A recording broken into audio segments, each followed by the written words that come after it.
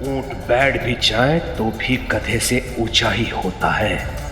हाँ, रत्नाकर की बातों में आकर चूक हुई है मुझसे, और उसे एक भय के कारण मुझे पलायन के लिए विवश होना पड़ा। मेरे भयभीत होने के कारण इन गांव वालों के हृदय से मेरा भय चला गया। क्या हो रहा है यहाँ पे? पता नहीं अध्यापक जी, लेकिन सुना है शास्त्री जी कोई फरमान लेकर आए हैं।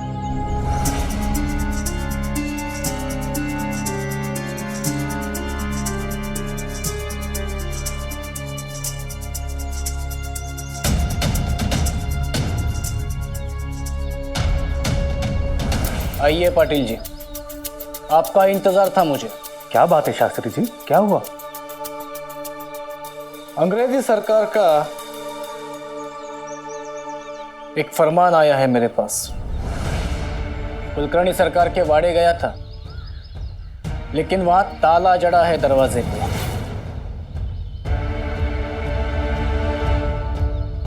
वैसे यह फरमान मुझे कुलकर्णी सरकार को ही देना था, लेकिन अब उनके गैर हाजिरी में इस पूरे शिरडी में आपसे ज्यादा जिम्मेदार और कोई नहीं है। इसलिए ये फरमान मैं आपको सौंपता हूं, लीजिए।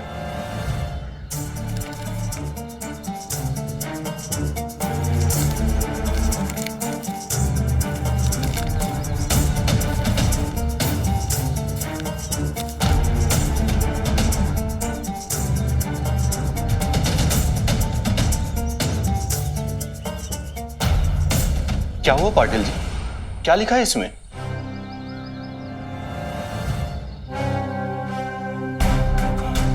ब्रिटिश सरकार महारानी विक्टोरिया की ताजपोशी की सालगिरह हिंदुस्तान में मना रहे हैं। अंग्रेजी हुकूमत ने सारे प्रांतों को यह आदेश दिया है कि महारानी को एक तोहफा प्रस्तुत करें,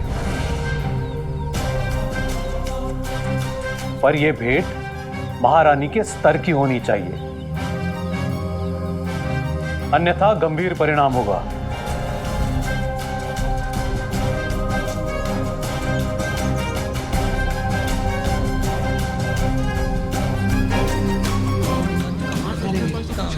शांत हो जाइए, आपकी चिंता जायज है। मैं आपकी पीड़ा समझता भी हूं,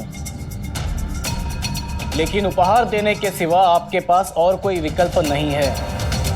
आदेश की पूर्ति होना जरूरी है। क्या देना है, कैसे देना है, यह आप सब लोग मिल बैठकर तय कीजिए। अब हम क्या करें? कहां से देंगे उपहार और क्या देंगे? कुछ नहीं होगा बेटा, तुम्हें कुछ नहीं होगा। संभाल कर लाओ। साईं, साईं।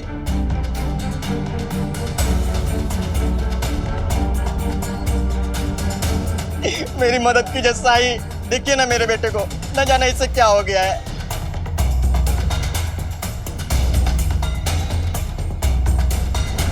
इसे यहां बिठा दो।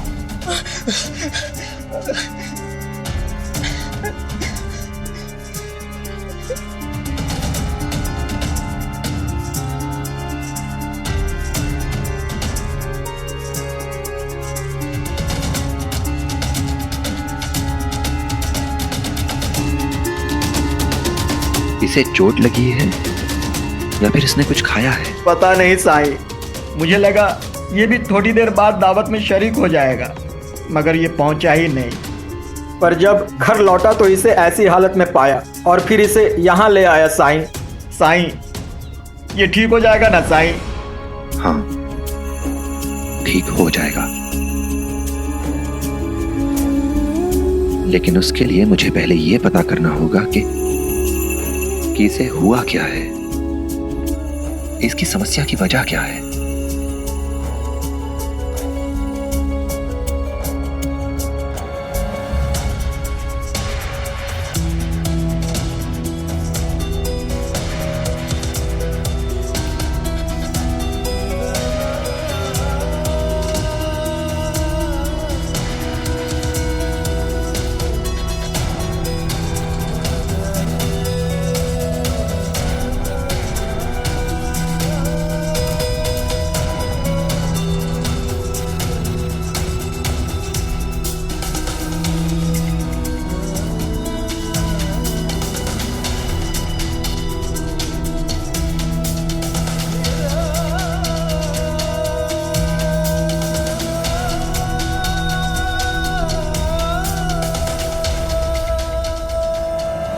पंता जी, सरकार का संदेश तो मिल गया है कि वो चिऊताई के ससुराल में है।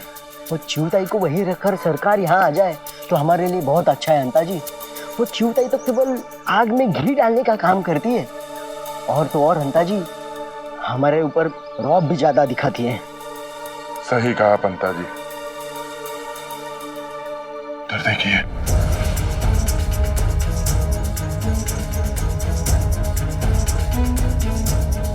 पिछली बार जब शास्त्री जी सरकार के वाड़े पे आए थे तब उसने तीसरा गांव ले लिया और धमकी देके गए थे कि सरकार से शिरडी नहीं संभल रही है। इस बार क्यों आए हैं शास्त्री जी यहाँ? चलिए पता करते हैं।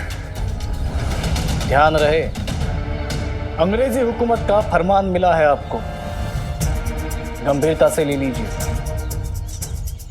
इससे शिरडी को कम से कम तकलीफ होगी।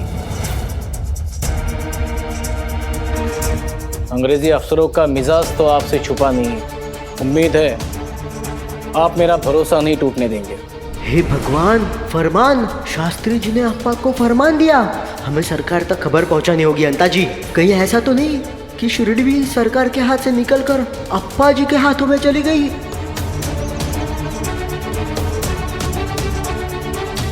नहीं, ऐसा नहीं होने देंगे हम। चलिए अभी का अभी सरकार को सूचित करते हैं।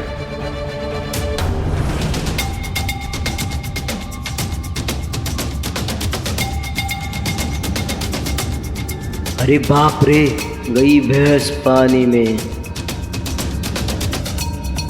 अब हमारा क्या होगा पंता जी? कुछ दिनों में आकर हम उपहार लेके जाएंगे।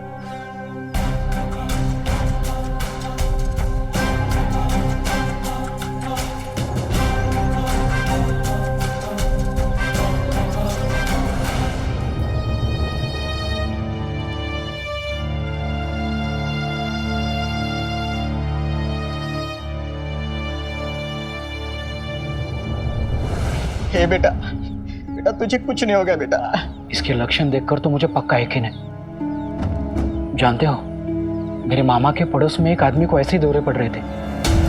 किसी को कुछ समझ में नहीं आ रहा था कि उसे हुआ क्या है। फिर क्या हुआ? फिर क्या, कुछ दिनों में वो आदमी पूरी तरह पागल हो गया और कुछ महीनों बाद उसने आत्महत्या कर ली। नहीं नहीं, मैं अपने बेटे को ऐसा कुछ नहीं होने दूंगा। नहीं।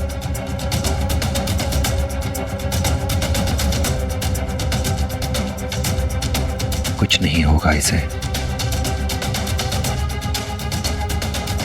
कुछ नहीं।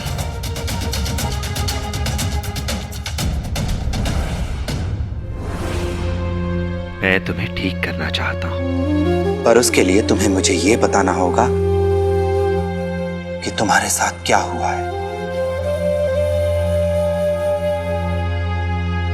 लो लो, ये पानी पी लो। जब जीवन में दुख का अंधियारा छाए, मन में सदा श्रद्धा की ज्योत जलाए, विश्वास मन का तुझको पार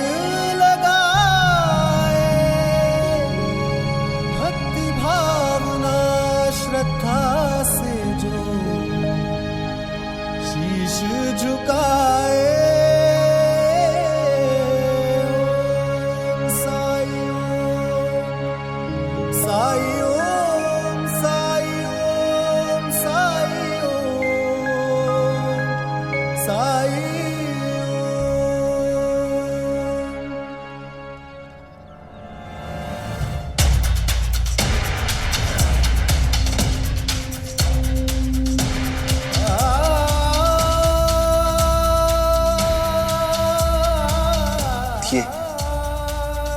ये अपनी तकलीफ बता नहीं पा रहा है क्योंकि ये बहुत डरा हुआ है। हे बेटा, बेटा डरो मत बेटा। जो कुछ भी कहना है मुझसे कहो, अपने बाबा से कहो। कहो बेटा। हे बेटा। इतनी सरलता से ही अपना दर्द नहीं बांट सकेगा। सबूरी।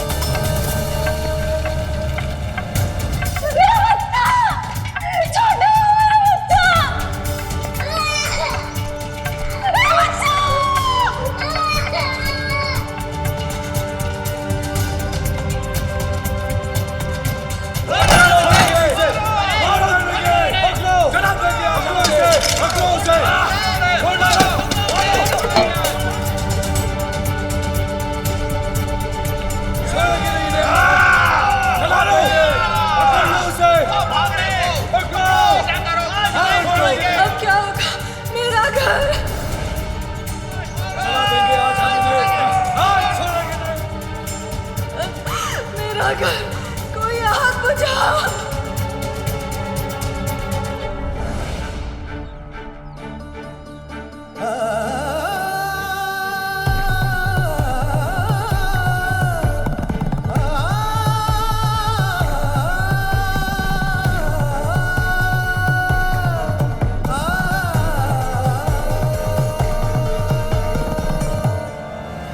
दंगे फसाद में हुई क्रूरता, नृशंसता और तबाही से बहुत गहरा सदमा पहुंचा है इसे।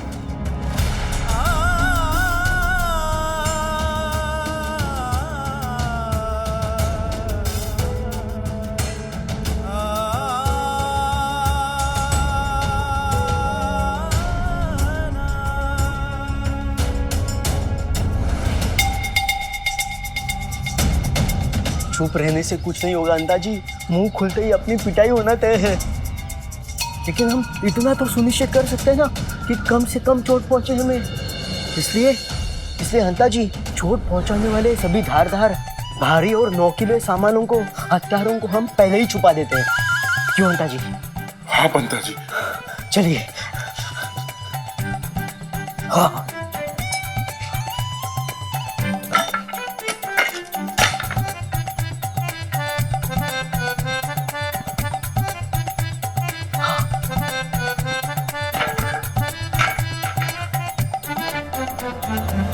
तुम दोनों यहां क्या कर रहे हो? सरकार, एक बहुत जरूरी खबर है। इसलिए हम खुद को यहाँ आने से रोक नहीं पाए। तुम दोनों के थोबड़े देखकर लग ही रहा है कि समाचार शुभ नहीं है। अब बोलो, मुंह में दही जमा करके खड़े क्या हो? बोलो। शास्त्री जी कोई फरमान लेके आए थे शिरडी में, और वो फरमान उन्होंने उस पाटिल को दे दिया। हमें तो लगता है। क्या लगता है? बोलो। हमें तो लगता है कि शास्त्री जी आपका पद पाटिल को देना चाहते हैं।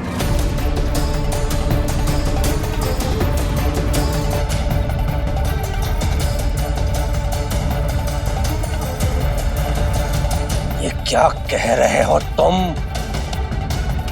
कह नहीं रहा हूं सरकार, जो सुना जो देखा वही बता रहा हूं। वो शास्त्री जी और वो पाटिल बहुत घुल मिल के बातें कर रहे थे। सरकार, इसमें हमारी कोई गलती नहीं है। आपके शिरडी से पलायन के बाद वहाँ के लोग बड़े खुश हैं, मिलजुल कर खुशियां मना रहे।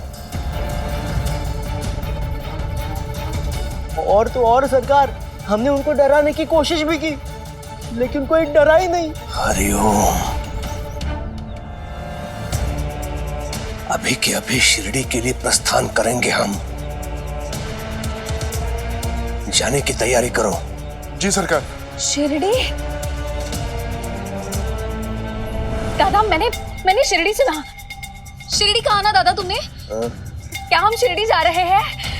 दादा चलो ना यहाँ से, मैं अब यहाँ और नहीं रह सकती दादा, मुझे अपने साथ ले चलो दादा। हाँ चलो, तुम भी चलो। मैं अभी आई अपना सामान लेकर। रुको। देखिए, मुझे यहाँ रुकने के लिए मत कहिएगा। हाँ, मैं तुम्हें रुकने के लिए नहीं कहूंगा।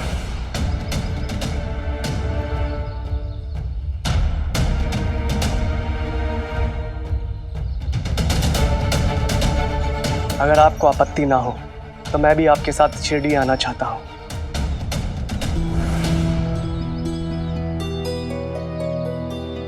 ताकि चीहू के साथ और समय बिता सकूं।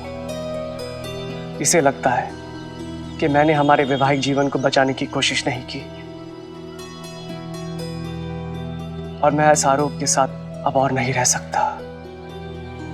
इसलिए अब मैं हमारे वैवाहिक जीवन को बचाने के लिए जो कुछ भी हो सकता है वो करने के लिए तैयार हूं।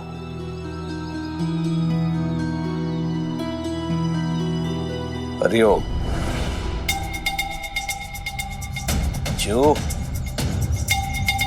देखो, तुम्हारी ये समस्या भी हल हो गई। मैं सामान लेके आती हूँ मेरा।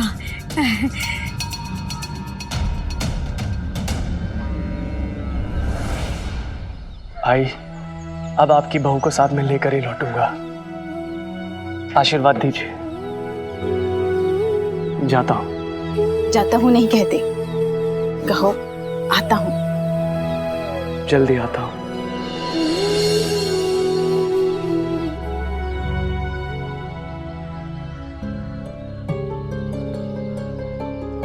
मेरा बेटा अपनी गृहस्थी बसाने के लिए जा रहा है, मुझे तो उसे खुशी खुशी विदा करना चाहिए। फिर ये घबराहट क्यों?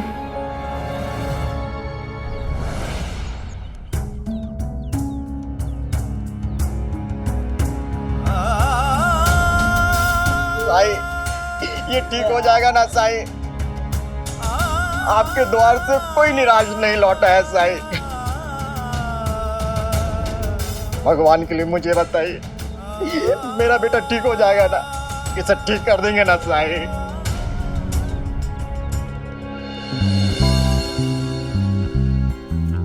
मैं हर संभव कोशिश करूंगा।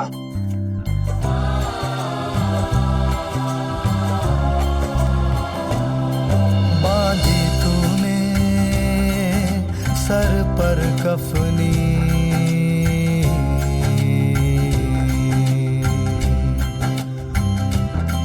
बांधी तूने सर पर कफनी, तन पर पहना है झोला। कोई फकीर है मस्त ये मौला, या बैरागी भोला। कहाँ से आए जाए किधर,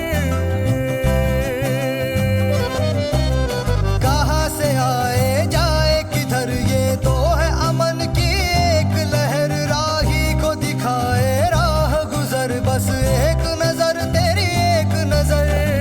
रहम नजर साई, रहम नजर, रहम नजर साई, रहम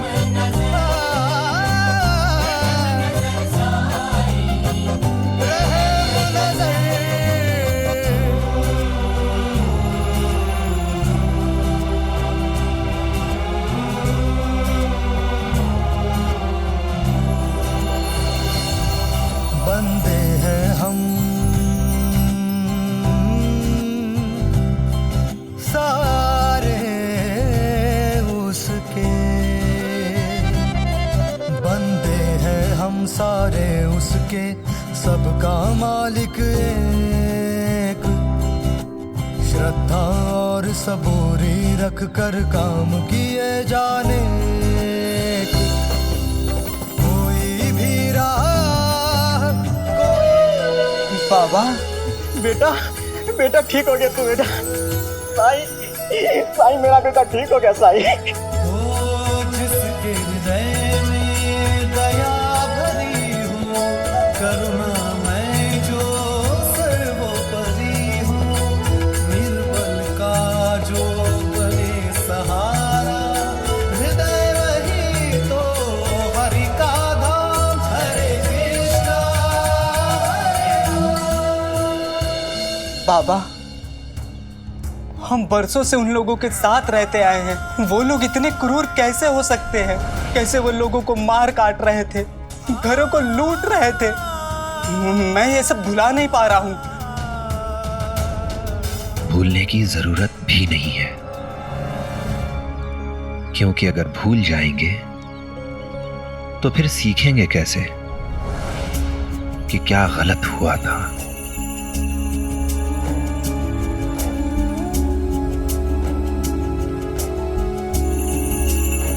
और जो इंसान ये भूल सकता है, वो इंसान अपनी इंसानियत को भी भुला चुका होगा। हमें ऐसे हादसों को याद रखना चाहिए, जख्म बनाकर नहीं, बदले के लिए नहीं, बल्कि बदलाव के लिए, ताकि इन यादों के सहारे हम अपने समाज को, अपने परिवार को मजबूत कर सकें, उसे सुधार सकें। जो दीवारें खड़ी हो गई हैं उन्हें गिरा सकें, जो दरारें आ गई हैं उन्हें भर सकें, जो गांठें पड़ गई हैं खोल सकें उन्हें।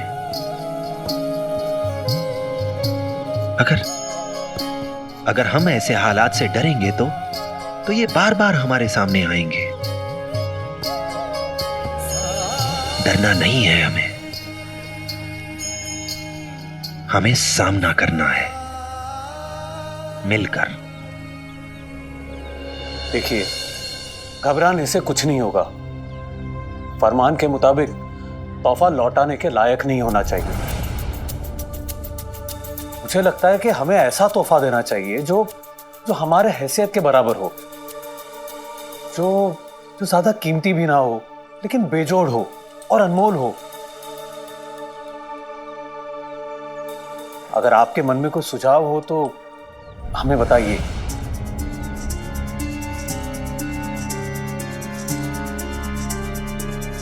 क्या भगवत गीता दे सकते हैं? सुझाव अच्छा है, मगर महारानी को सिर्फ अंग्रेजी आती है, गीता उनके समझ में नहीं आएगी।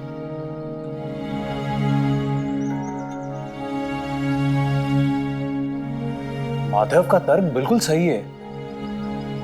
क्यों ना हम उन्हें तोहफे में अनाज दें? क्या भाईजान, महारानी है वो, उनके पास अनाज की कमी थोड़ी ना है। फिर और क्या दे सकते हैं?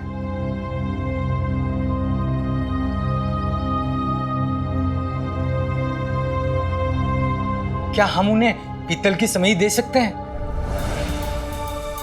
अरे नहीं, वो हमारे जैसे पूजा पाठ थोड़ी करते हैं। देखिए, हमें कुछ और सोचने की जरूरत है। आपके द्वारा सुझाए गए उपहार हमारे लिए मूल्यवान है, लेकिन उनके लिए बेकार। और फरमान में यह कहा गया है कि उपहार महारानी जी को पसंद आना चाहिए। अगर उसमें कुछ ऊंच नीच हो गई तो ब्रिटिश सरकार हमें दंडित कर सकती है। मेरे विचार से हमें महारानी को ऐसा उपहार देना चाहिए जो उन्हें हमारी संस्कृति की याद दिलाए। पर ऐसा क्या है? पैठनी।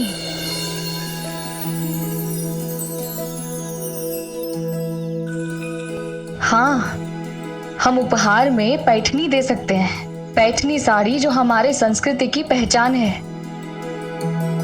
हाँ भाई साहब, इस प्रांत की पहचान है पैठनी, और मेरे विचार से महारानी के पास पैठनी नहीं होगी। लेकिन पैठनी तो बहुत महंगी होती है ना। उसकी चिंता आप सब बिल्कुल ना करें। बस पाटिल जी, कच्चे सामान का इंतजाम आप करवा दीजिएगा। मैं अपने हाथ से बुन दूंगी पैठनी। हम लोग मदद करेंगे बुनने में रिहाना की। अगर ऐसा है तो कच्चे माल के लिए हम लोग आपस में भी चंदा करके पैसे इकट्ठा कर सकते हैं। जी पाटिल जी, आप बिल्कुल बेफिक्र रहें। ये फरमान भले ही आपको जारी हुआ हो, लेकिन हम सब आपके साथ हैं। क्यों भाइयों? हाँ। धन्यवाद। तो फिर तय हुआ कि हम महारानी को पैठनी देंगे।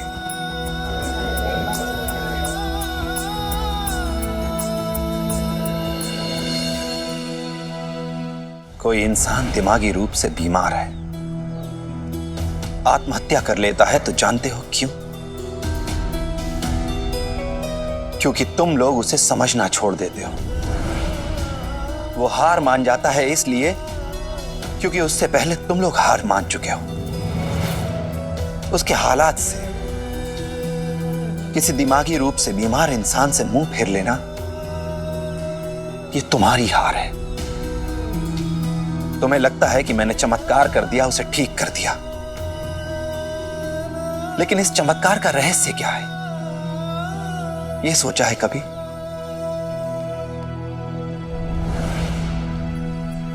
इस चमत्कार का रहस्य है प्रेम। प्रेम को लोगों के साथ जुड़ने का आधार बनाओ, क्योंकि जब तक तुम प्रेम को लोगों से जुड़ने का आधार नहीं बनाओगे, लोग पराये ही रहेंगे।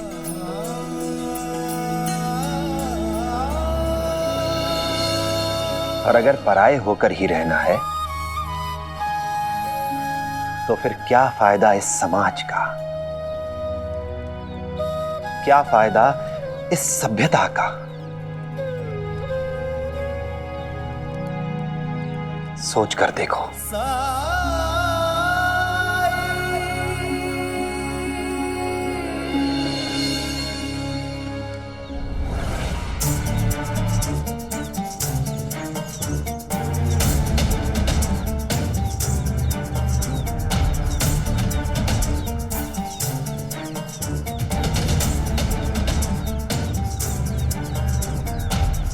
ये हटा तेरी गाय को सामने से। हाँ हाँ, जा रहे हैं।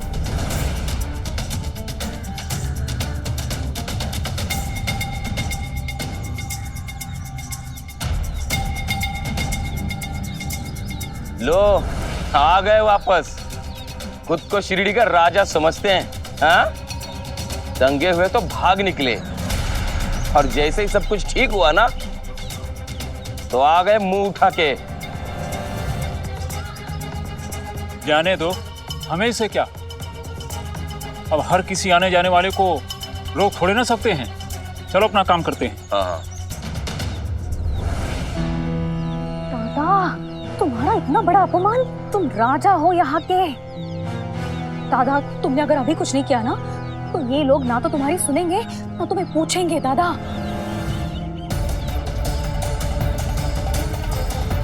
ऊंट बैठ भी जाए तो भी गधे से ऊंचा ही होता है। हाँ, रत्नाकर की बातों में आकर चूक हुई है मुझसे, और उस एक भय के कारण मुझे पलायन के लिए विवश होना पड़ा। मेरे भयभीत होने के कारण इन गांव वालों के हृदय से मेरा भय चला गया। मेरे लिए जो सम्मान था वो चला गया। शीघ्र अतिशीघ्र इनके हृदय में वो भय व सम्मान उत्पन्न करना होगा मुझे, परंतु उससे पहले ये ज्ञात करना होगा कि मेरे ना रहने पर यहां क्या क्या हुआ। हरिओम। धन्यवाद। चलता हूं साईं। राम जी भला करें।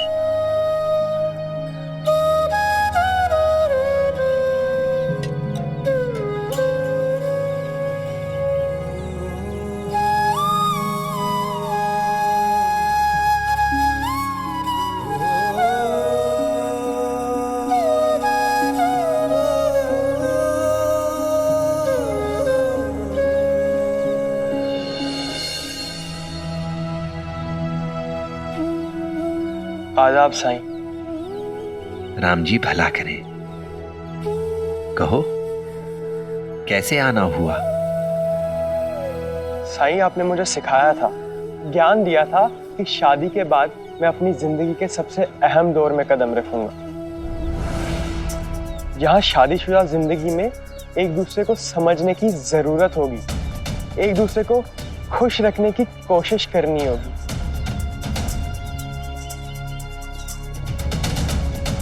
तहे दिल से अपनी जिम्मेदारियां कबूल करनी होगी हमें। और मैं तो शुरुआत में ही नाकाम रहा। देखिए ना, रुखसती की रस्म के बाद नुसरत जब से अपने अयाल से अलग हुई है, तब से रोए जा रही है।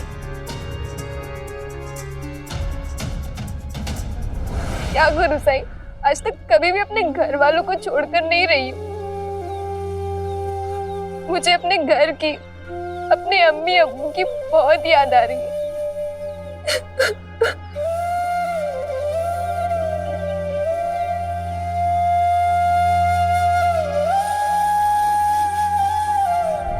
मैंने बहुत कोशिश की इसे समझाने की,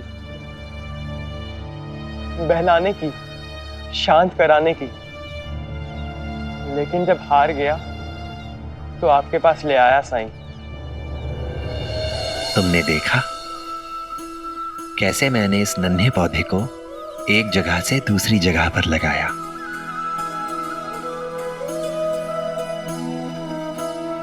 कुछ समझे असलम मियां? बागवानी तो आती है मुझे, लेकिन इस वक्त आप मुझे ये बताइए कि मैं अपनी बेगम को कैसे खुश रखूं, इसकी आंखों से बहते हुए आंसुओं को कैसे खुशी में तब्दील करूं।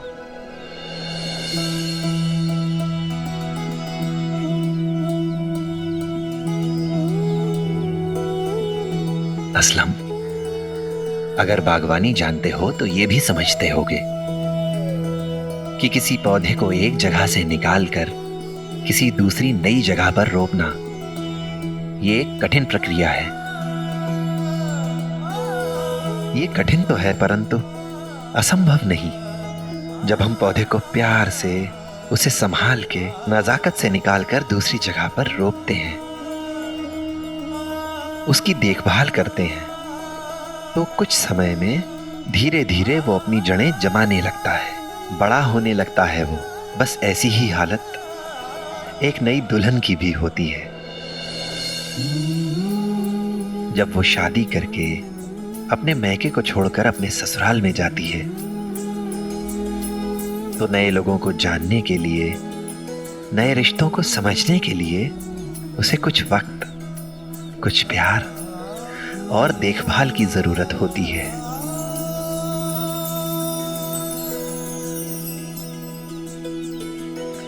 आओ मेरे साथ।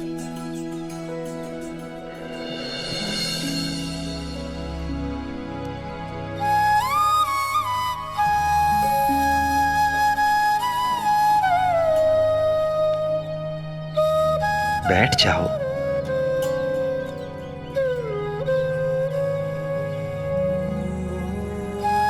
जानते हो असलम,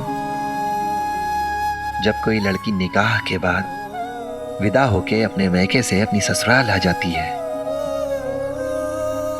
तो वो उसके लिए एक नई दुनिया, एक नया संसार ही तो होता है।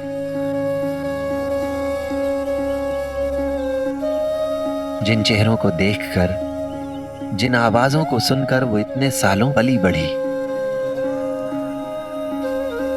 उनकी जगह पर नए चेहरे, नई आवाजें, नए दरो दीवार, नया जायका, नया खाना, नई खुशबू, नया स्वाद, सब कुछ नया ही तो होता है। ऐसे में जब उस लड़की को नए रिश्तों को जानने, परिवार के सदस्यों से मिलने, उन्हें समझने, उनके साथ वक्त बिताने का मौका मिलना चाहिए। इस सब की जगह पर उसे सौंप दी जाती है जिम्मेदारी, घर को संभालने की।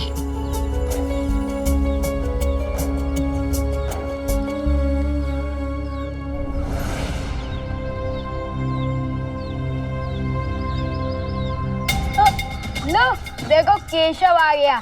क्या हुआ भीमा? तू बता केशव, हमने तो सुना कि तू शिरडी छोड़ के भाग गया। वो लोगों ने हमारे घर के बाहर तोड़फोड़ की थी, हमारा झूला भी तोड़ दिया। हम लोगों के घर जला दिए, फिर भी हम नहीं भागे। और तुम्हारे घर का झूला तोड़ दिया तो तुम भाग गए? डरपोक कहीं के। डरपोक कहीं का। डरपोक डरपोक डरपोक डरपोक डरपोक।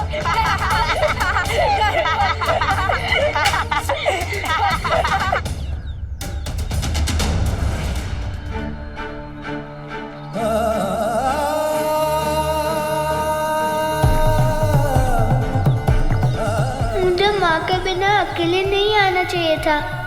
यहाँ तो सब मेरी खिल्ली उड़ा रहे हैं और माँ भी नहीं है मेरे साथ।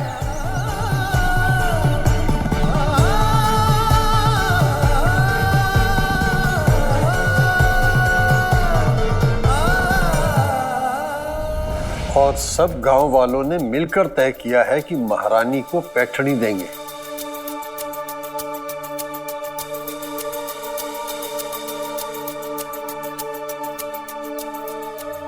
केशव,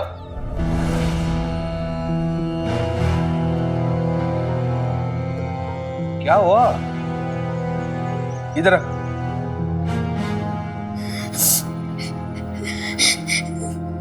क्या हुआ बेटे, क्यों रो रहा है?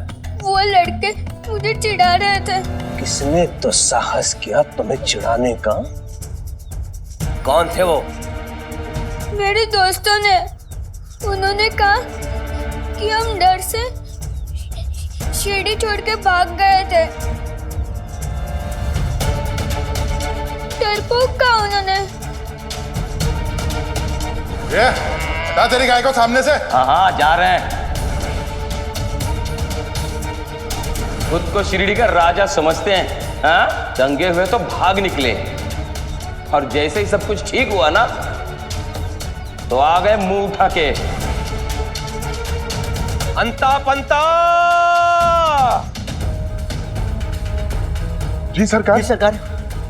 पूरे गांव को अभी के अभी चावड़ी पे बुला लो। सुना नहीं तुम लोगों ने? ये मेरा आदेश है।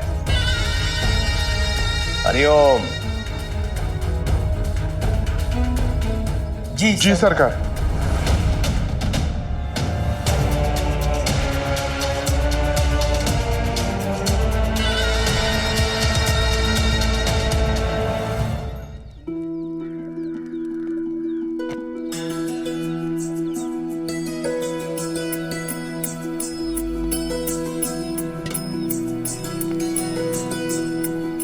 लेकिन सच तो ये है कि जिम्मेदारी उठाने का जज्बा किसी पर थोपा नहीं जा सकता। इसके लिए तो ससुराल वालों को बहू से जुड़ना पड़ेगा। बहू को प्रेम करना होगा अपनी ससुराल के लोगों से,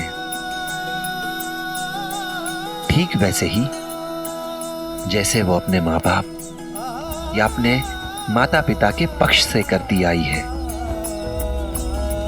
और जिस दिन ये संबंध जुड़ जाएगा उस दिन बहू अपने आप जिम्मेदारियां उठाना शुरू कर देगी।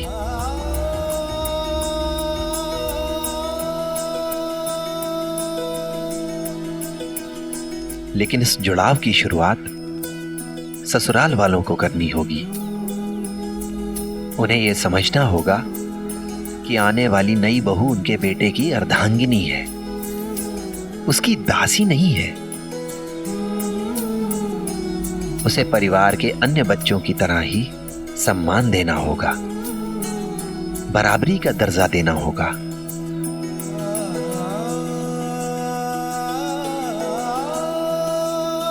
तभी उसे एहसास होगा कि वो इस परिवार का सदस्य है। किसी समस्या के बारे में जैसे हम अपने बच्चों से सलाह मशवरा करते हैं, उनसे राय लेते हैं, वैसे ही बहू से भी लेनी होगी। तभी तो उसे एहसास होगा कि ये घर भी उसका अपना घर है और परिवार का दुख इस परिवार का सुख उसका अपना दुख सुख है।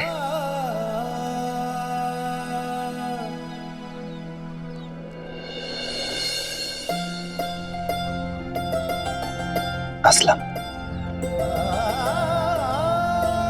अब तुम पर दोहरी जिम्मेदारी है।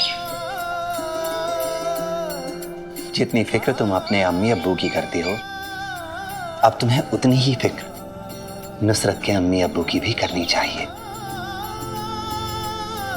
ये कभी मत सोचना कि नुसरत निकाह कर कर तुम्हारे घर आ गई है तो अब वो अपने अम्मी अब्बू को भूल जाए। असलम, नुसरत, अब तुम दोनों पर दोनों परिवारों के बीच संतुलन बनाए रखने का दायित्व है। बहुत बड़ी जिम्मेदारी है।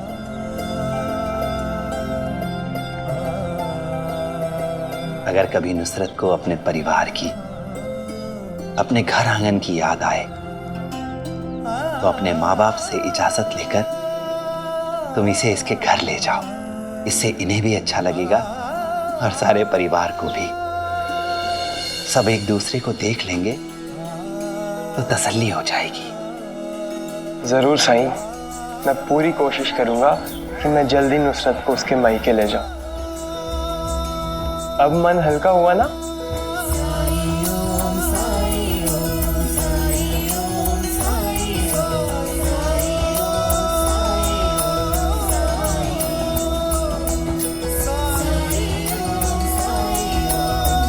शुक्रिया साईं। राम जी भला करें।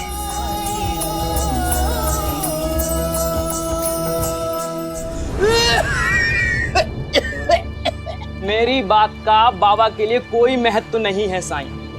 अरे महीने भर से तबीयत खराब है, लेकिन ना कोई औषधि लेंगे और ना कोई परहेज करेंगे। अरे तो कैसे ठीक होंगे ये? और अगर कुछ पूछो तो अपनी तकलीफ भी नहीं बताते हैं।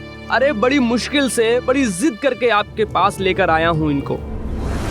साईं, मैंने अपनी माँ तो खो दी है, लेकिन ये बाबा ही मेरे लिए सब कुछ है।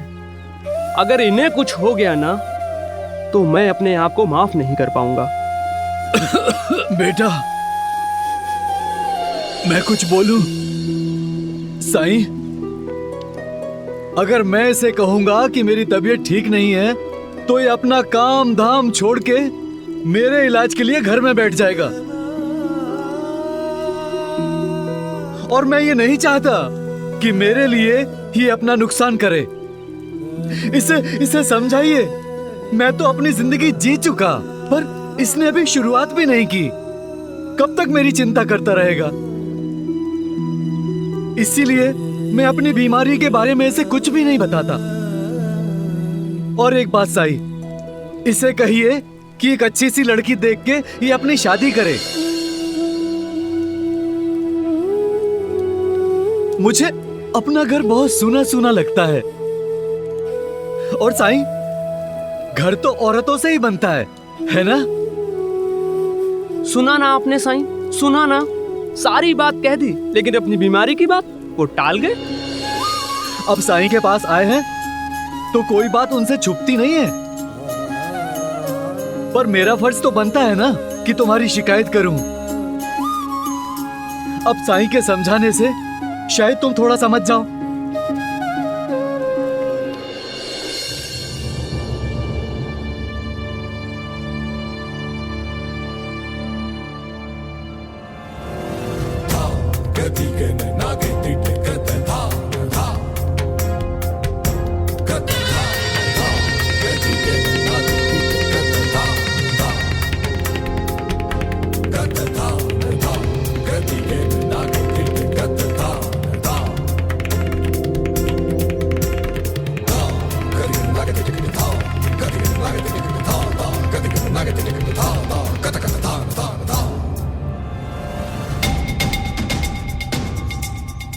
पाटिल जी, सुना है मेरे लिए आए आदेश को आपने ले लिया।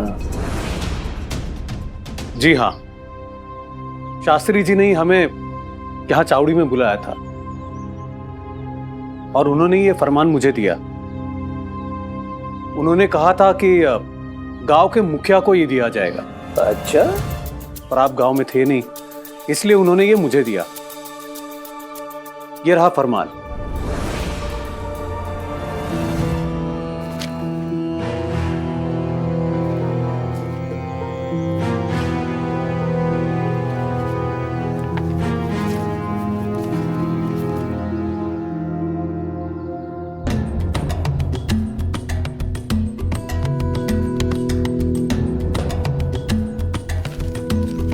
हम सब ने निर्णय लिया है कि महारानी को पैठनी साड़ी देंगे। कौन सी साड़ी? पैठनी साड़ी।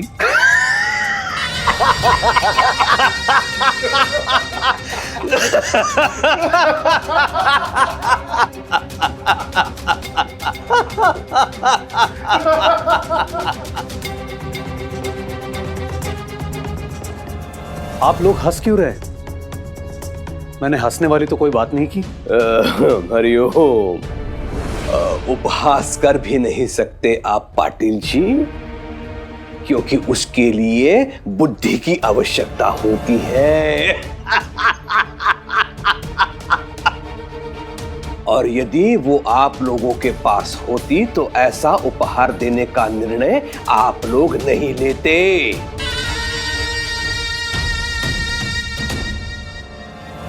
महारानी है वो, अंग्रेजों की महारानी। आधी दुनिया पर उसकी हुकूमत चलती है। क्या वो तुम्हारी पैठनी पहन के लंदन घूमेगी? सारे वारे कुछ नहीं पहनती वो। उसे ऐसा उपहार देना चाहिए जिसे वो पहन सके। ऐसा हम उन्हें क्या दे सकते हैं जो वो पहन सके?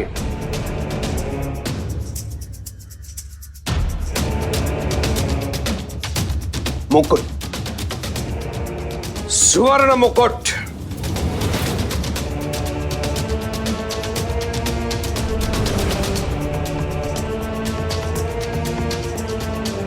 सरकार, वो तो बहुत महंगा होगा। क्या हम कुछ और नहीं दे सकते? कुछ और? कहीं ऐसा तो नहीं है कि आप लोगों को लग रहा है कि मैं सुझाव दे रहा हूं? सुझाव नहीं, ये मेरा आदेश है। संभवतः आप लोगों की स्मरण शक्ति क्षीण हो गई है। मैं शिरडी का राजा हूं। राजा, मेरे आदेश की पूर्ति करना आप लोगों का धर्म है।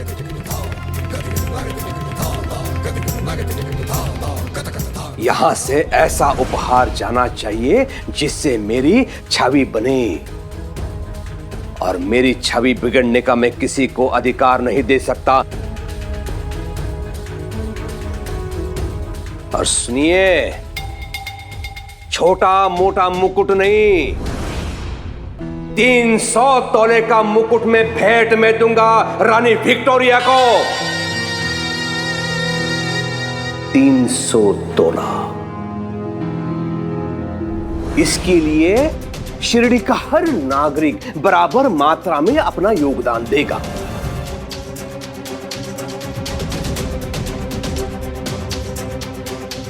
तो गणना के हिसाब से हर घर से 3 तोला सोना चाहिए होगा मुझे। 3 तोला सोना? ये तो हम सबके लिए बहुत ज्यादा है। कोई कैसे दे पाएगा इतना सोना? हरिओम, हरिओम, मैं समझ सकता हूं कि इतना सोना हर घर में नहीं हो सकता। और आप तो सब जानते हैं कि जहां शिरडी की बात होती है वहां मैं आप लोगों के साथ हूं। हरिओम।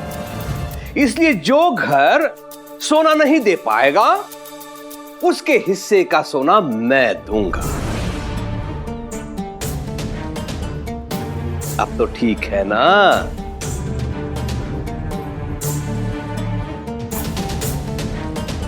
आपको अपनी कानों पर विश्वास नहीं हो रहा है ना? है ना? लेकिन आपने जो सुना वो सत्य है। आप में से जो भी सोना नहीं दे पाएगा उसके हिस्से का सोना मैं दूंगा, किंतु ऋण के रूप में।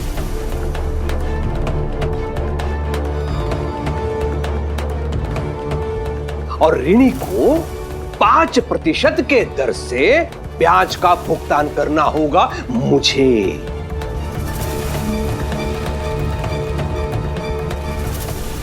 हरिओम।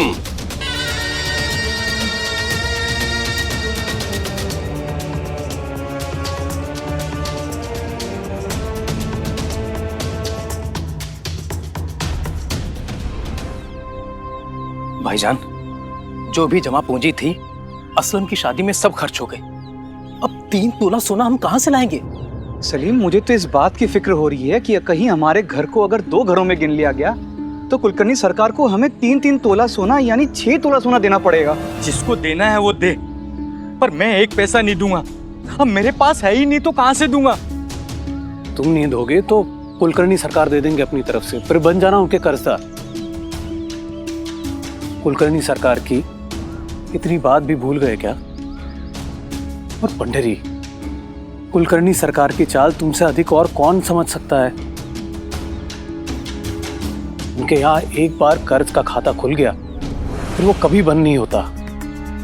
सही कह रहे हैं आप। कहने सुनने का वक्त गया, हंसकर या रोकर इंतजाम तो करना पड़ेगा। सरकार से झगड़ा मोल लेना हमारे लिए नुकसानदायक होगा, चाहे वो कुलकर्णी सरकार हो या फिर अंग्रेज सरकार।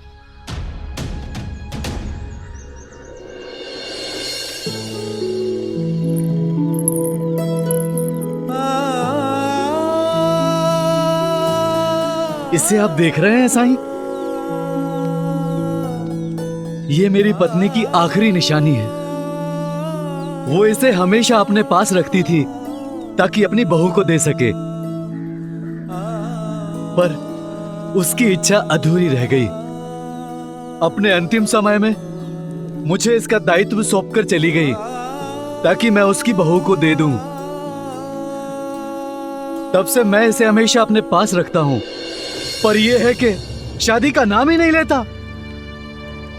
कहता है घर में बहू आएगी तो मैं आपकी सेवा नहीं कर पाऊंगा, पर यह समझता नहीं है मेरी उम्र हो चुकी है, कब भगवान का बुलावा आ जाए। पर मैं ये चाहता हूं कि मेरी पत्नी जो अधूरा काम छोड़कर चली गई है, मैं उसे पूरा करके शांति से उसके पास चला जाऊं। कम से कम मरने के बाद ये अफसोस तो नहीं रहेगा कि मेरा बेटा अकेला है। इतना तो सुकून रहेगा कि उसकी देखभाल करने वाला कोई तो है घर में। प्रेम में हम एक दूसरे की देखभाल करते हैं, चिंता करते हैं एक दूसरे की भलाई चाहते हैं। पर प्रेम में एक दूसरे की भावनाओं का सम्मान करना, उनका ध्यान रखना, ये भी जरूरी है।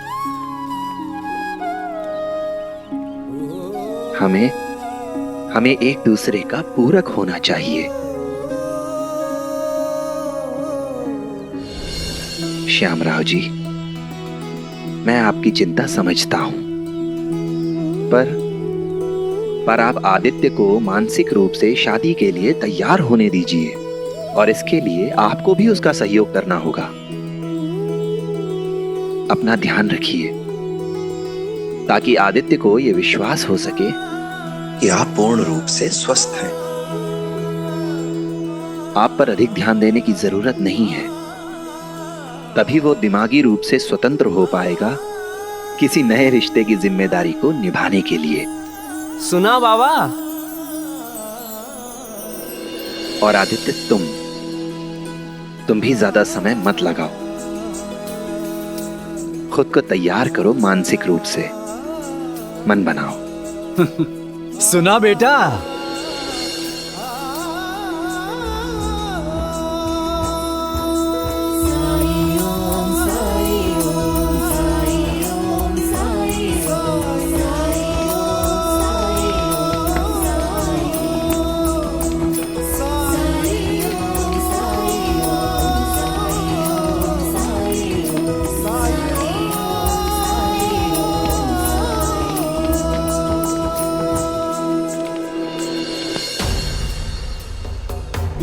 हम लोगों के घर जला दिए, फिर भी हम नहीं भागे, और तुम्हारे घर का झूला तोड़ दिया तो तुम भाग गए।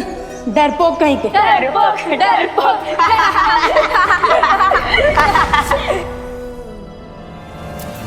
एक बार रानी के मुकुट के लिए सोने के संग्रह का कार्य पूरा हो जाए, तब दिखाऊंगा इन लोगों को इनकी औकात, इनका स्थान। बहुत जरूरी हो गया था सरकार। सरकार, सबका दिमाग 7वें आसमान पर पहुंच गया है।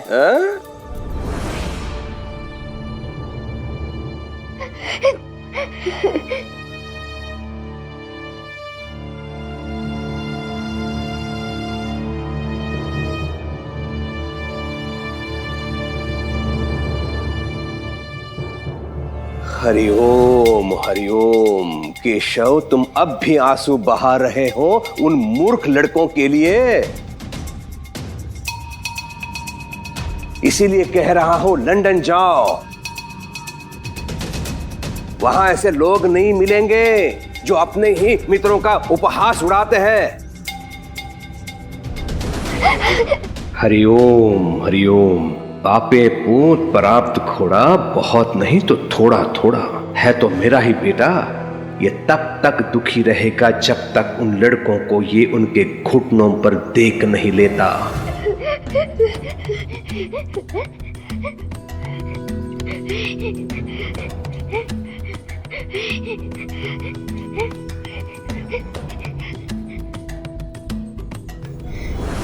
केशव, रो मत बेटा, रो मत। मैं तुम्हें ऐसी वस्तु ला के दूंगा जिसे देखकर जो तुम्हारा मजाक उड़ा रहे हैं ना, वो तुमसे मित्रता करने के लिए गिड़गिड़ाएंगे। सच? हाँ, तुम्हारे चारों ओर घूमेंगे वो। हाँ, लट्टू हो जाएंगे। और तब तुम भी सीख जाओगे कि लोगों को मुट्ठी में कैसे रखा जाता है। हरिओम। हंसो। ये हुई ना बात। हरिओम।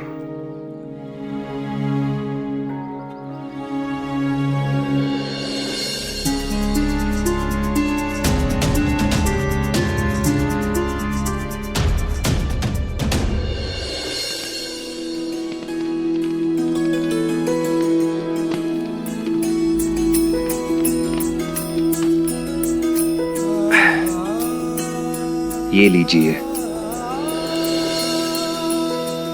इसे 3 दिनों तक पानी के साथ लीजिएगा। मैं वादा करता हूँ अपना ख्याल रखूंगा। मैं आपसे वादा करता हूँ, अगर आप अच्छे से अपना ख्याल रखेंगे ना, तो मैं इस वर्ष अपनी शादी के बारे में जरूर सोचूंगा। देखा साईं, बीमार होना भी कभी कभी फायदेमंद होता है।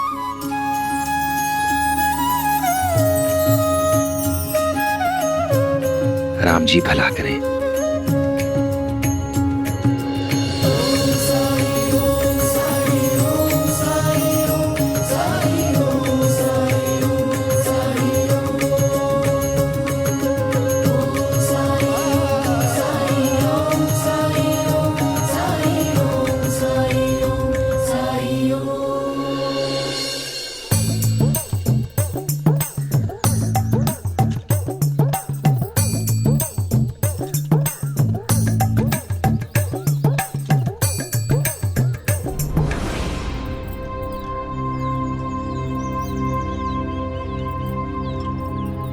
शिव, बात करनी थी तुमसे। जब से आया हूं तब से मौका ही नहीं मिल पा रहा है। पंता जी, हम तो यही समझते थे कि दुनिया के सबसे बड़े फोकड़चंद और बेकार आदमी हम दोनों ही हैं, लेकिन ये खिताब अब किसी और ने ले लिया है हमसे। इस विश्वनाथ को देखकर अब मेरा भी दिल कर रहा है कि मैं भी शादी कर ही लूं और घर जमाई बन जाऊं, फिर मेरी भी ऐश मौज। अगर तुम्हारा मन हो तो बाहर घूमने चले हम लोग, जहां इस मौसम में आपका दिमाग तो ठिकाने पर है ना? ठीक है, जब तुम्हारा मन होगा तब चलेंगे। शाम को मैंने सुना यहाँ बाजार में बहुत चटपटा फरसान मिलता है, और अगर केशव को भी खाना पसंद है तो उसे भी साथ में ले चलते हैं।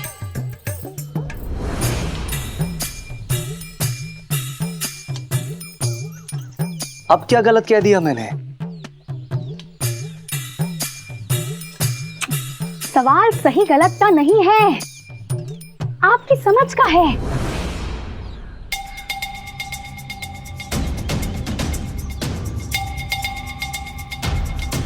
आप मुझे पूछते क्यों हैं? क्यों पूछते हैं आप मुझे? वहां गांव में भी ऐसे ही करते थे, चलो सबको लेकर चलते हैं, यहाँ भी सबको लेकर जाइए, सबको। हाँ चिऊ, अरे अब क्यों नाराज हो गई? चिऊ चिऊ चिऊ चिऊ।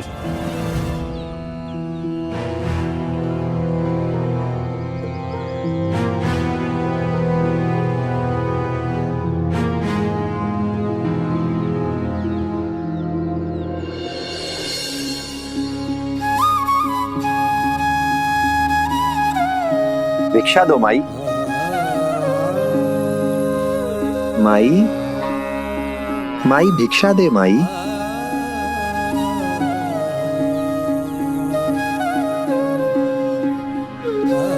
माई भिक्षा दे माई। कोई बात नहीं, अल्लाह मालिक। मेरे बारे में कुछ भी कहा तो मुंह तोड़ दूंगा, समझे? कैसे चुप रहूं?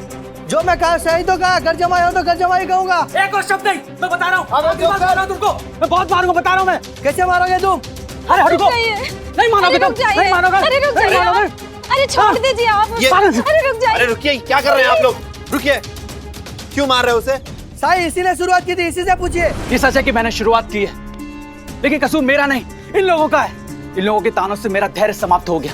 ये लोग मुझे घर जमाई कहकर चिढ़ाते हैं, मुझ पर हंसते हैं, सिर्फ इसलिए कि मैं अपनी पत्नी के घर में रहता हूँ, अपने ससुराल में रहता हूँ।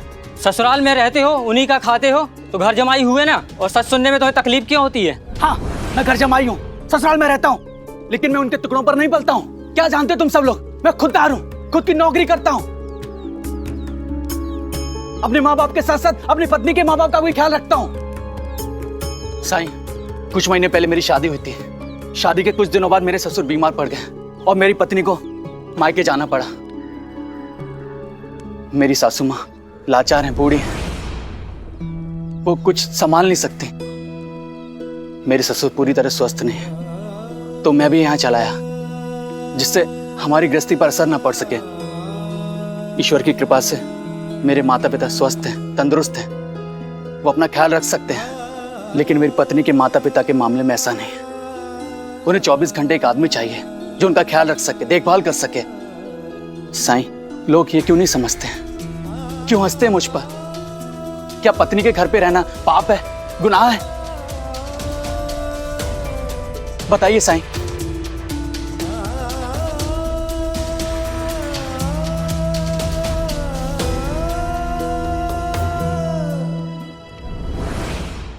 ऐसे और भी मजेदार वीडियो के लिए हमारे चैनल को लाइक, शेयर और सब्सक्राइब करें।